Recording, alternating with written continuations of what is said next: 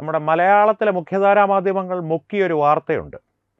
അത് ഭാരതത്തിൻ്റെ ചരിത്രത്തിനെ സംബന്ധിച്ച് വളരെ പ്രാധാന്യമുള്ളൊരു വാർത്തയാണ്. അതുകൊണ്ട് തന്നെയാണ് അവർ അത് മുക്കിയത് എന്ന് പറയേണ്ടി വരും. സംഗതി വേറൊന്നുമല്ല, ചോള സാമ്രാജ്യത്തിൻ്റെ കാലത്തുള്ള, പ്രത്യേകിച്ച് രാജരാജ ചോളൻ്റെ കാലത്തുള്ള ചെമ്പോലകൾ, അതിലേറ്റവും പ്രധാനപ്പെട്ട ഒരു ചെമ്പോല ശ്രീ നരേന്ദ്രമോദി നെതർലാൻഡ്സിൽ നിന്ന് വീണ്ടെടുത്തു. 300 വർഷങ്ങളായി ഭാരതത്തിൽ നിന്ന് കളവ് പോയ, 300 വർഷങ്ങൾക്ക് മുമ്പ് ഭാരതത്തിൽ നിന്ന് കളവ് പോയൊരു ചെമ്പോലയായിരുന്നു അത്.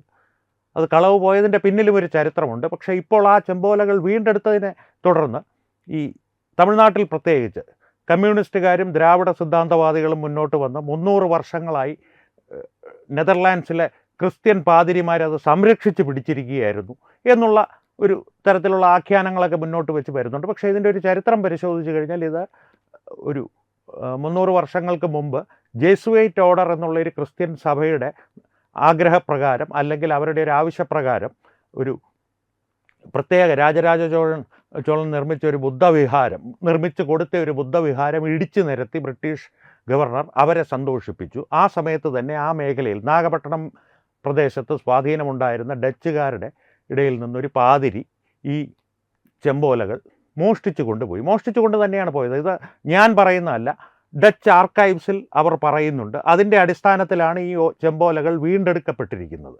ഈ ചെമ്പോലകൾ വീണ്ടെടുത്തതിൻ്റെ ഒരു ചരിത്ര പ്രാധാന്യത്തിലേക്ക് ഞാൻ വരാം. അതിനു മുമ്പ് ഈ ചെമ്പോലകൾ പാതിരി അടിച്ചു മാറ്റിയതാണെന്ന് ഡച്ചുകാർ സമ്മതിച്ചു എന്ന് പറഞ്ഞല്ലോ. അത് മാത്രമല്ല ഇതിൻ്റെ പിന്നിലുള്ള തെളിവ്, ഇതൊരു മോഷണം പോയതാണെന്ന് പറയുവാനുള്ള തെളിവ്. ആ പാതിരിയുടെ പിൻതലമുറക്കാരാണ് ഡച്ച് നെതർലാൻഡ്സ് മ്യൂസിയത്തിന് ഈ ചെമ്പോലകൾ ദാനം ചെയ്തത്, അല്ലെങ്കിൽ അവിടെ കൊണ്ടിത് അടിയറ വെച്ചത്, സറണ്ടർ ചെയ്യുക എന്ന് പറയുമല്ലോ, ആ രീതിയിൽ ചെയ്തത്. അതും രേഖകളിലുള്ള കാര്യങ്ങളാണ്. അതുകൊണ്ട് അവർ ഇത് സംരക്ഷിക്കുകയായിരുന്നു എന്നുള്ളൊരു ആഖ്യാനം നിങ്ങൾ എവിടെയെങ്കിലും കേട്ടാൽ മനസ്സറിഞ്ഞ് ചിരിച്ചുകൊള്ളുക. ഇനി ഇതിൻ്റെ ചരിത്ര പ്രാധാന്യത്തിലേക്ക് വരാം. ഈ ദ്രാവിഡ സിദ്ധാന്തം അടിസ്ഥാനപ്പെടുത്തിയിരിക്കുന്നത് ഈ ആര്യൻ അധിനിവേശം തുടങ്ങിയ തെറ്റായിട്ടുള്ള, അല്ലെങ്കിൽ ഒരു കപട ആഖ്യാനങ്ങളിലൂടെയാണ് ഈ ദ്രാവിഡ സിദ്ധാന്തം എന്നിട്ടുള്ള ഒരു ഉഡായിപ്പ് വാദം തമിഴ്നാട്ടിൽ മുന്നോട്ട് വെച്ചിരിക്കുന്നത്.